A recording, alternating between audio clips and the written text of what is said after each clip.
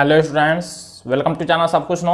आज आप लोग पढ़ेंगे क्लास 9th एनसीईआरटी मैथ का चैप्टर 4 दो चरों वाले रैखिक समीकरण। इससे पहले वाले पार्ट में आप लोगों ने चैप्टर 3 तक पूरा कंप्लीट पढ़ाई किया था। अगर आप लोग चैनल पर नए हैं, चैनल को सब्सक्राइब करिए, वीडियो को लाइक करिए और ज़्यादा से ज़्यादा शेयर करिए ताकि सभी लोग आसानी से ऑनलाइन पढ़ाई कर सकें।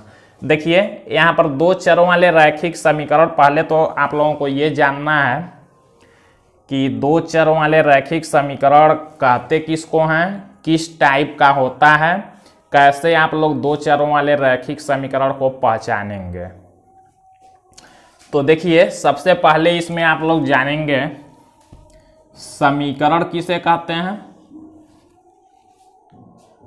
समीकरण देखिए जब भी इक्वल का बराबर का साइन लगा हो और बराबर के साइन के दोनों तरफ कुछ संख्याएं दी गई हों, जैसे मान लीजिए हमने लिख लिया x प्लस वाई और इधर हमने लिख लिया 3, तो x प्लस वाई इक्वल 3।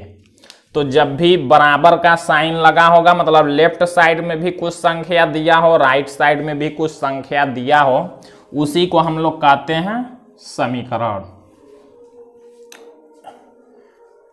तो और देखिए आप लोग बहुपद, इससे पहले चैप्टर 2 में आप लोगों ने जब पढ़ा था बहुपद में, तो बहुपद में आप लोगों ने जाना था कि कोई भी बहुपद किसको कहते हैं, जिसमें चर का घात पूर्ण संख्या होगा।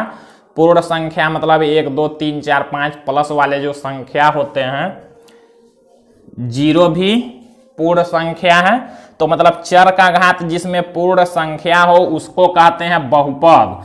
और इसी बहुपद में अगर हम लोग मान लीजिए कुछ बराबर के इधर भी कोई संख्या लिख दिए 0 1 2 3 4 5 6, तो ये हो जाएगा समीकरण।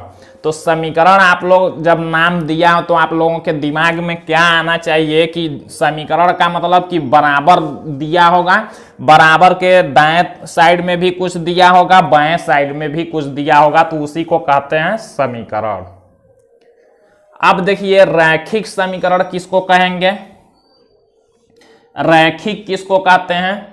रैखिक का मतलब होता है जब भी कोई समीकरण दिया हो और जिसमें चर की घात 1 हो। यहां देखिए चर x है, x का घातांक यहां पर 1 है, 1 नहीं लिखा जाता है। तो ऐसा जो समीकरण होगा जिसमें चर का घात 1 हो उसको कहते हैं रैखिक समीकरण। चर के घात को देखते हैं, घात मतलब घातांक। जैसे मान लीजिए कोई और हम लोग एग्जाम्पल लिखते हैं, ऐसे हमने लिख लिया, कोई और लिखते हैं, ऐसे हमने लिख लिया, तो ये सभी क्या हो गए, रैखिक समीकरण हो गए। रैखिक क्यों, क्योंकि चर का घात 1 है। ये भी रैखिक समीकरण हुआ, ये भी हो गया, ये भी हो गया और ये भी हो गया। लेकिन मान लीजिए अगर हम लोग ऐसे लिख देते हैं इसी को, तब क्या होगा, ये रैखिक समीकरण नहीं होगा। क्यों, क्योंकि चर का घात यहां पर 2 हो गया। केवल चर का घात जब 1 होगा जिस समीकरण में, तो उसको कहेंगे रैखिक समीकरण।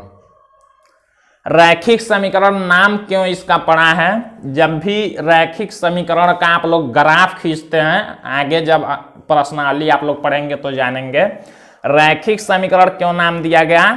जब ग्राफ इसका खींचा जाता है तो हमेशा एक सीधी लाइन मिलती है, इसीलिए रैखिक समीकरण। रेखा मतलब एक सीधी रेखा मिलती है हमको, सरल रेखा मिलती है ग्राफ जब खींचते हैं रैखिक समीकरण का, तो इसलिए रैखिक समीकरण कहा गया है। रैखिक समीकरण कहते किसको हैं, जिस समीकरण में चर का घात 1 होगा उसी को रैखिक समीकरण कहेंगे। लेकिन आप लोगों को देखिए क्या जानना है, आप लोगों को जानना है दो चरों वाले रैखिक समीकरण। यहां हमने जो भी समीकरण इसमें लिखे हैं, इसमें एक चर दिया हुआ है पहले वाले को छोड़ के, पहले वाले में 2 चर। चर आप लोग जानते हैं A B C D X Y Z, इन सबको चर कहा जाता है। लेकिन 2 चरों वाले रैखिक समीकरण में ज्यादा एक्स और वाई का यूज होता है, लेकिन अलग अलग चर भी यूज किया जा सकता है, X Y, U V, M N, P Q, मतलब कोई भी चर आप लोग ले सकते हैं, ये सभी क्या है, चर हैं। ज्यादा यूज एक्स और वाई का किया जाता है। तो देखिए दो चरों वाले रैखिक समीकरण किसको कहेंगे? ऐसा समीकरण आपके दिमाग में जब आए तो समझ जाएंगे कि बराबर के दोनों साइड में संख्या दिए हों, वही समीकरण होता है। रैखिक मतलब चर का घात एक हो, दो चर जिसमें दो चर हों, तो जिसमें भी दो चर होंगे चरों का घात एक होगा और समीकरण होगा, उसी को दो चर वाले रैखिक समीकरण कहते हैं। तो ऐसा समीकरण जिसमें दो चर दिए गए हों तथा चर का घात एक हो, उसे ही हम लोग दो चरों वाले रैखिक समीकरण कहते हैं। इसका मूल रूप जो होता है दो चरों वाले रैखिक समीकरण का मूल रूप, इसको आप लोग याद रखेंगे, ax plus by plus c equal 0 होता है। ये आप लोगों को याद रखना जरूरी है। इसको आप लोग ध्यान से समझेंगे। जो दो चरों वाले रैखिक समीकरण का मूल रूप होता है, इसी को व्यापक रूप, इसी को जनरल फॉर्म कहते हैं। इसका मतलब क्या होता है कि जो भी दो चरों वाले इसको रेखीय समीकरण या रैखिक समीकरण दोनों कहते हैं। तो जो भी दो चरों वाले रैखिक समीकरण होंगे वो इसी प्रकार के होंगे, मूल रूप उनका यही है। इस टाइप के जो समीकरण दिए होंगे वही रैखिक समीकरण कहलाएंगे। इसमें कुछ प्रतिबंध भी दिया होता है, यहां से याद रखेंगे आप लोग। A and B not equal 0, मतलब दोनों एक साथ में, ए और बी दोनों एक साथ में 0 नहीं हो सकते हैं। और यहां पर ए बी सी और ये सब क्या है, ए बी सी वास्तविक संख्याएं हैं, वास्तविक संख्याएं हैं। इसको ध्यान से आप लोग समझेंगे।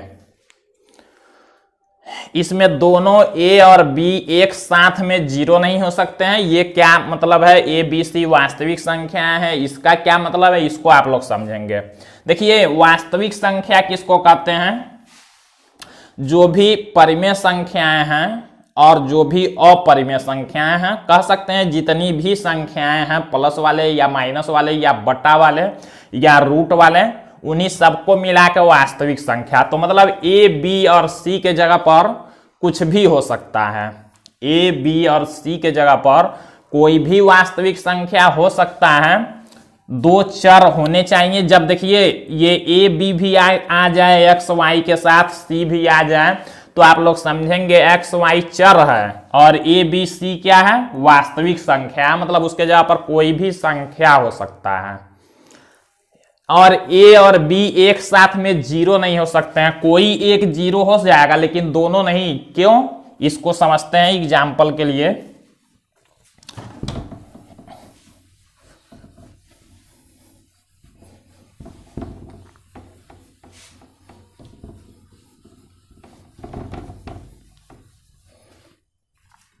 अब जैसे मान लीजिए हम लोग कुछ एग्जाम्पल पहले लेते हैं, कुछ एग्जाम्पल हम लोग समीकरण बनाते हैं, दो चर वाले रैखिक समीकरण। तो समीकरण बनाना काफी आसान है। ए बी सी के जगह पर अपने तरफ से कोई भी नंबर ले लेते हैं। मान लीजिए हमने ए के जगह पर ए बराबर हमने ले लिया 1, बी बराबर हमने ले लिया -2, कुछ भी ले सकते हैं। वास्तविक संख्या मतलब ए बी सी वास्तविक संख्या, अपने तरफ से कुछ भी ले लेते हैं, प्लस में माइनस में बटा में भी ले सकते हैं। सी के जगह पर मान लीजिए हमने ले लिया 3। तो हमको बनाना है क्या, दो चर वाला रैखिक समीकरण। तो हम लोग क्या करेंगे, ए बी सी का मान इसी मूल रूप में रख देंगे। मतलब देखिए ए के जगह पर 1 लिखेंगे तो 1 अक्ष से हमको मिलेगा यहाँ। फिर देखिए प्लस है बी के जगह पर हमको लिखना है -2 और y है। फिर देखिए प्लस सी के जगह पर हमको 3 लिखना है और बराबर 0।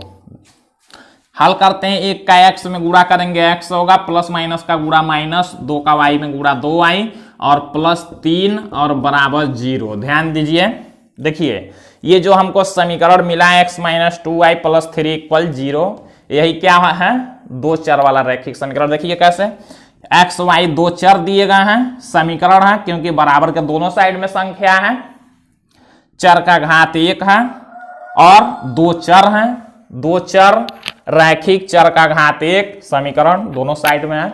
तो यही दो चर वाला रैखिक समीकरण का एग्जाम्पल है। मान लीजिए दो चर वाले रैखिक समीकरण कैसे जानेंगे आप लोग, उसका मूल रूप ये होता है, ए बी सी क्या है, वास्तविक संख्या है। अब समझते हैं ए और बी क्यों जीरो नहीं हो सकते हैं, देखेंगे आगे, देखते हैं। जैसे मान लीजिए इसी में हम लोग, ये पहला हम लोगों ने एग्जाम्पल लिया, यहां दूसरा देख लेते हैं। मान लीजिए हमने ले लिया a बराबर 0, कह रहा है यहाँ a और b एक साथ 0 नहीं हो सकते। मान लीजिए हमने एक साथ 0 लिया तो होगा क्या, a बराबर मान लीजिए हमने 0 ले लिया, b बराबर भी हमने 0 ले लिया, c बराबर मान लीजिए हमने 2 ले लिया, कुछ भी ले सकते हैं। तो इसमें रखेंगे तो समीकरण हमको कैसे मिलेगा, देखिए a के जगह पर 0 लिखेंगे तो 0x प्लस b के जगह पर 0 लिखेंगे तो 0y, फिर देखिए c के जगह पर हम लोग 2 लिखेंगे और बराबर कितना होगा 0। अब देखिए 0 का किसी संख्या में गुणा होता है तो 0 हो जाता है, प्लस 0 का किसी संख्या में गुणा 0 प्लस 2 बराबर 0। 0 0 का मतलब कुछ नहीं, अब हो गया 2 बराबर 0। अब देखिए आप लोग, कभी 2 0 के बराबर नहीं हो सकता है, मतलब ये हमारा गलत हो गया।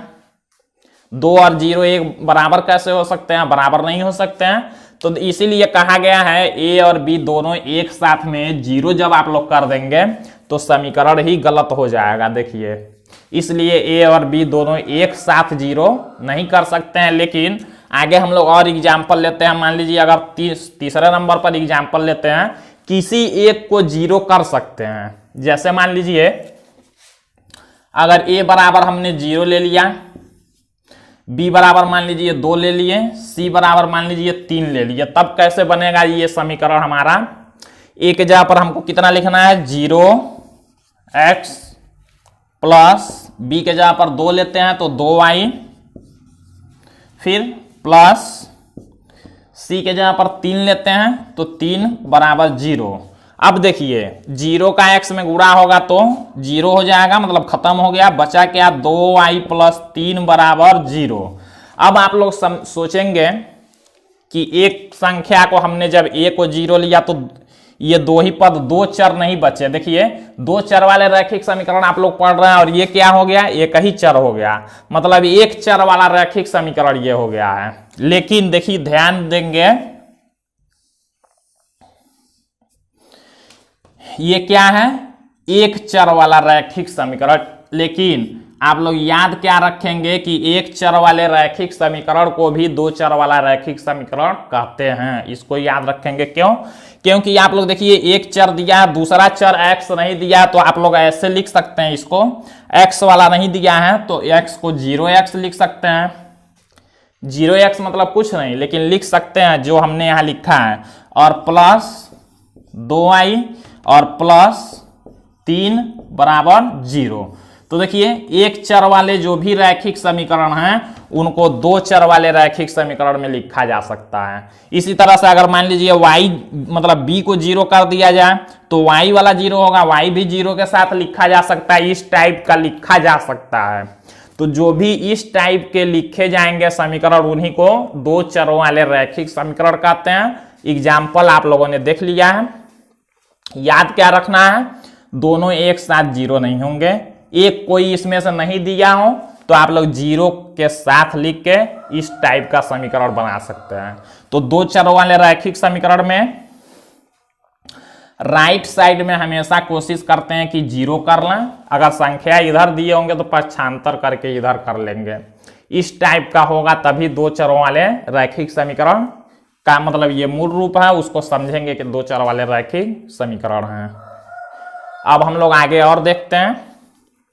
तो देखिए जब कोई दो चरों वाले रैखिक समीकरण के बारे में क्या पूछता है तो क्या बताएंगे कि जिन समीकरण को ax plus by plus c बराबर 0 के रूप में व्यक्त किया जा सके या कह सकते हैं जिन समीकरणों को ax plus B Y plus C बराबर 0 के रूप में लिखा जा सके उन्हें ही हम लोग क्या कहते हैं, दो चरों वाले रैखिक समीकरण कहते हैं। पहचान आप लोगों को हमने बताया कि क्या होगा, दो चर दिए होंगे, चरों का घात 1 होगा और समीकरण होगा तो उसी को दो चर वाले रैखिक समीकरण कहेंगे। दो चरों वाले रैखिक समीकरण का व्यापक रूप इसको कहते हैं, इसी टाइप का होता है। अब आगे देखते हैं, एक बात आप लोग ये याद रखेंगे, जो भी दो चरों वाले रैखिक समीकरण होंगे, जो भी समीकरण, तो दो चरों वाले रैखिक समीकरण के दोनों साइड में आप लोग समान संख्या अपने तरफ से जोड़ और घटा सकते हैं, मान नहीं बदलेगा। और दोनों पक्षों में समान शून्येतर संख्याओं से आप लोग गुणा और भाग भी कर सकते हैं। शून्येतर मतलब शून्य को छोड़ के किसी भी संख्या से दोनों साइड में अपने तरफ से आप लोग गुणा और भाग कर सकते हैं, तब भी मान नहीं बदलेगा। ये आप लोग याद रखेंगे, समीकरण वो हल करने में कभी कभी यूज किया जाता है। अब जैसे मान लीजिए इसमें हम लोग ये जानते हैं कि इस दो चर वाले रैखिक समीकरण का दैनिक जीवन में इसका उपयोग क्या है। आप लोग इसको पढ़ रहे हैं तो इसका यूज कहां पर होता है उसको देख लेते हैं। जैसे मान लीजिए हमने कहा कि किसी क्रिकेट मैच में ऐसे लिखते हैं, किसी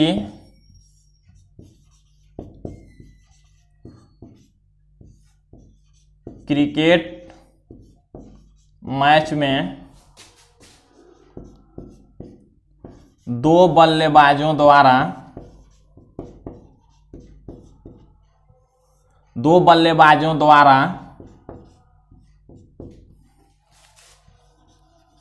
कुल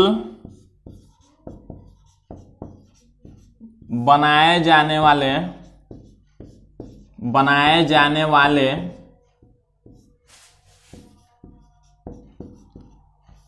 रनों की संख्या 150 है। जैसे मान लीजिए इस तरह का आप लोग क्वेश्चन देखते होंगे, ऐसे दैनिक जीवन में भी इसका उपयोग होता है। कह रहा है किसी क्रिकेट मैच में दो बल्लेबाजों द्वारा कुल बनाए जाने वाले रनों की संख्या 150 है। तो इसको मैथ में कैसे लिखेंगे, वही दो चरों वाले रैखिक समीकरण का यूज हो जाता है। यहाँ ये नहीं पता है कि दोनों बल्लेबाजों में से किसने कितना रन बनाया, लेकिन दो बल्लेबाजों ने मिलकर कितना बनाया, 150। लिखेंगे कैसे, ऐसे लिखेंगे, मान लेंगे, माना एक बल्लेबाज द्वारा बनाया रन x और दूसरे बल्लेबाज द्वारा बनाया गया रन y हमको पता नहीं है, तो वही दो अज्ञात चर मान लेते हैं। दो चर वाले रैखिक समीकरण दो चर मान लेते हैं, दोनों के द्वारा बनाए गए रनों को लिखते कैसे हैं, लिखेंगे देखिए x और प्लस y बराबर 150। यही क्या हो गया, दो चरों वाला रैखिक समीकरण। इसका यूज देखिए हमने मैथ में कर लिया। ये लिखना कितना बड़ा था उसको हमने मैथ में इतने आसानी से लिख लिया। कह रहा है कि दो बल्लेबाजों ने मिलाकर मतलब दोनों का जोड़ के कितना रन बनाया, 150 हमने मैथ में लिखा। यही दो चर वाले रैखिक समीकरण का उपयोग होता है ऐसे।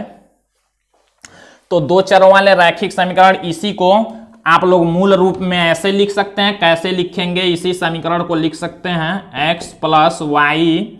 हमने बताया आप लोगों को बराबर के दाहिने साइड में हमेशा 0 रखेंगे, तो 150 को हम लोग बराबर की इधर कर लेते हैं। तो आप लोग जानते हैं बराबर की इधर करने में प्लस में है तो माइनस में चिन्ह बदल जाता है, माइनस में 150 और बराबर 0, तो इस टाइप का हो गया। तो ये हमारा दो चरों वाले रैखिक समीकरण के मूल रूप में हो गया। तो इस तरह समीकरण को बना लेंगे। आप लोग एक बात और याद रखेंगे, जैसे मान लीजिए कोई समीकरण दे दिया 2x माइनस 3y इक्वल 5। कह रहा है इसको दो चरों वाले रैखिक समीकरण के रूप में लिखिए। तो कैसे आप लोग लिखेंगे दो चरों वाले रैखिक समीकरण, तो आप लोगों के दिमाग में ये हमेशा होना चाहिए। आप लोगों के दिमाग में दो चरों वाले रैखिक समीकरण के लिए ये आप लोगों को याद होना चाहिए। तो इस रूप में कैसे लिखेंगे, देखिए ये सब उसी तरह का है, बस ये 5 बराबर की इधर है और हमको बराबर की इधर 0 करना है। 0 कब होगा, जब 5 को इधर लाएंगे, मतलब 2x माइनस 3y और 5 को इधर कर लेंगे, प्लस में है, बराबर की इधर आएगा तो माइनस में होगा और यहाँ तब बच जाएगा 0। तो देखिए हमने इस रूप में कर लिया, तो ये दो चरों वाले रैखिक समीकरण के रूप में हो गया। एक बात और आप लोग याद रखेंगे, इसमें दो चरों वाले रैखिक समीकरण में एक बात ये आप लोग याद रखेंगे कि जैसे मान लीजिए कभी कभी पूछता है, ये समीकरण दे दिया और पूछ रहा है ए बी सी का मान बताइए, तब कैसे आप लोग बताएंगे। तो ध्यान देंगे, इसी मूल वाले समीकरण से तुलना करेंगे जो समीकरण दिया होगा। जैसे ये x में देखिए यहाँ 2 का गुणा हुआ है, x में यहाँ a का, मतलब a के जगह पर यहाँ क्या है 2 है, देखिए तो a बराबर क्या हो गया 2।